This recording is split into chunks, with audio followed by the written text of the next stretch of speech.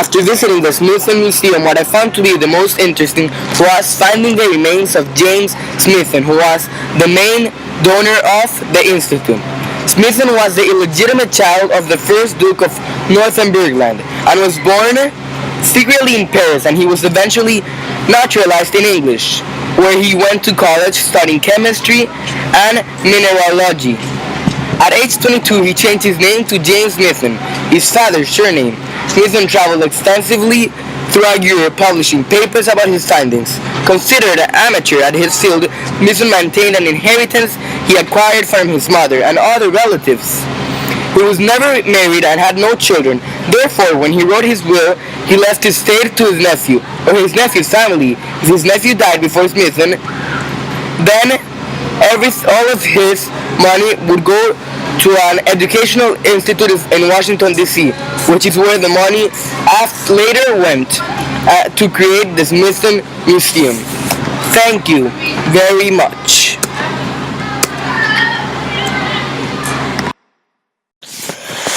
The White House. I decided to talk about the White House in general, since it is the most famous stop for anyone who goes to Washington, D.C.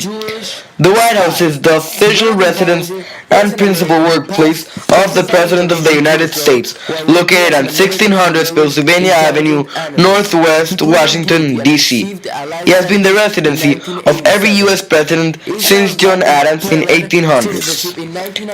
The house was designed by Irish-born James Hoban and built between 1792 and 1800 of white painted Aquia Creek sandstone in the neoclassical style.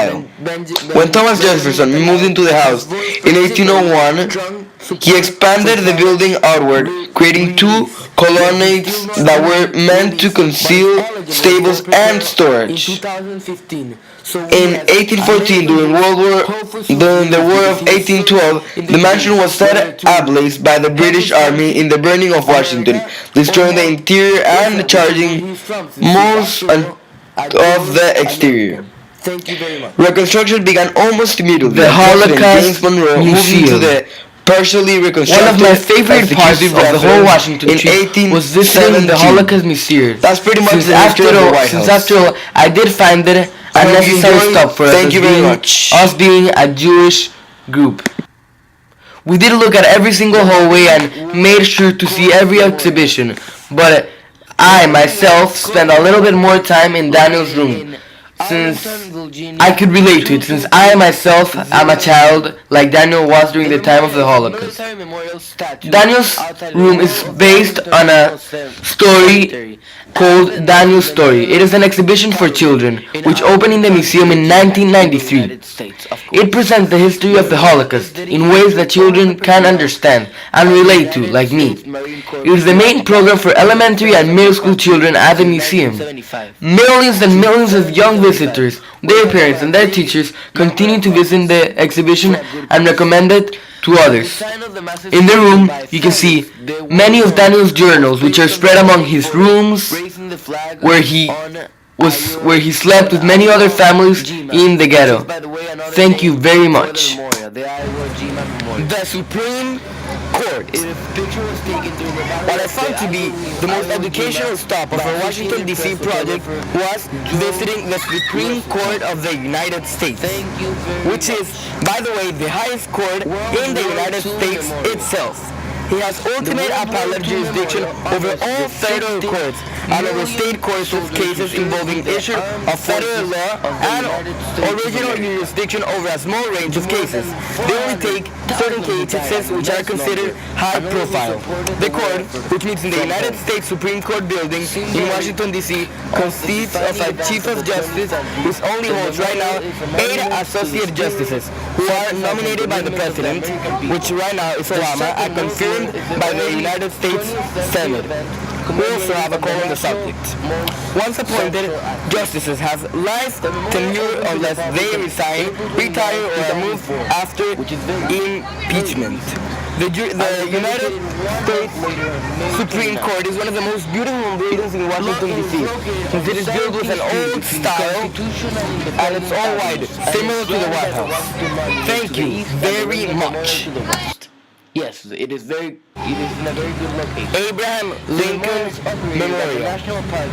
One of the greatest honors that can be assigned to you after your death is the building of a statue of yourself. And that is exactly what Abraham Lincoln got after his death.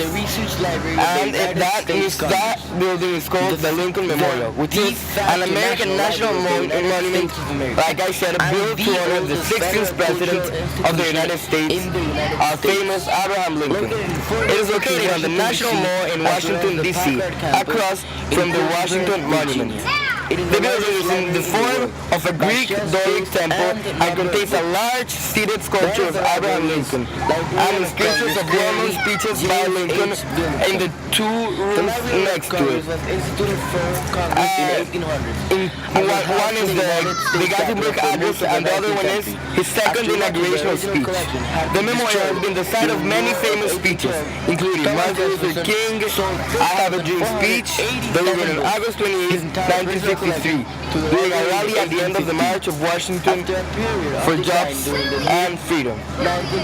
The architect for this marvelous building was Henry Bacon, and the sculpture of the primary statue of Abraham Lincoln was Daniel Chester French. Thank you very much. Thank you very much. Capitol Building. Abraham Lincoln Building was one of our most respected presidents of all time, famous for his act of ending slavery, was always the United States Capitol is the meeting place for the United States Congress. At 6 feet, the legislature of the federal government Lincoln always wanted to stand out in the crowd. In Washington, D.C., as I mentioned before, this wasn't very hard. It sits atop the black silk line at the eastern end of the National Mall. It is surrounded by security guards everywhere. For his son Willie, who passed away at an early age. There has never been in the geographic center of the federal district the capital is the origin. All we know is that the last time he put everybody was to go to Ford Theater on April 14th, the east and west sides of the Capitol, which is where he was assassinated. Historically, after Lincoln's assassination, front of the War Department preserves his hat with the permission of his wife, dignitaries.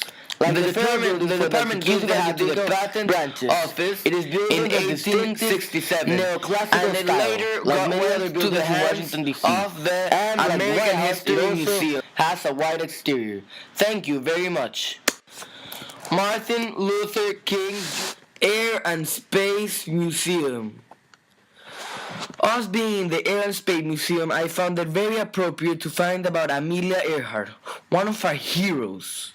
Amelia Earhart was an American aviation pioneer and author. Earhart was the first female pilot to fly solo across the Atlantic Ocean. She received the U.S. Distinguished Flying Cross for this record. She set many other records. Also, she wrote best-selling books about her flying experiences and also was instrumental in the forming of the 99s. The 99s was an organization for female pilots.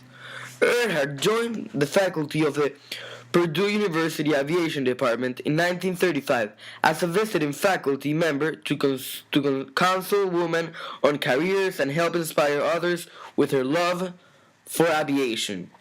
She was also a member of the National Woman's Party and an early supporter of the Equal Rights Amendment. During an attempt to make a circumnavigation flight of the globe in 1937 in a Purdue-founded Lockheed Model 10 Electra, one of Earhart's favorite planes, she disappeared over the Central Pacific Ocean near Holland Island. This was a loss, but she still is one of our greatest heroes. Thank you very much.